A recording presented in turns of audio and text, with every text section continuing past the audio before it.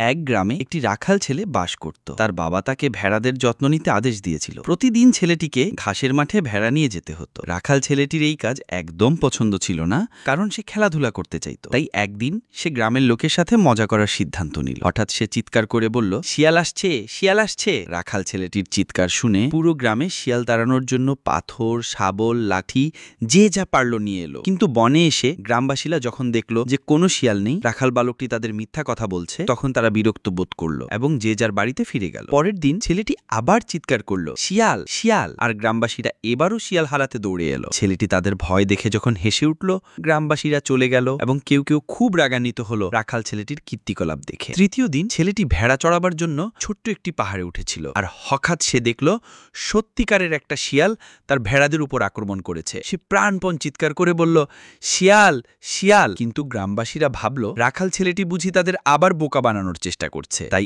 এবার কেউ ছেলেটিকে উদ্ধার করতে এলো না। মিথ্যে বলার কারণে রাখাল ছেলেটি তার 3টি ভেড়াকে হারালো।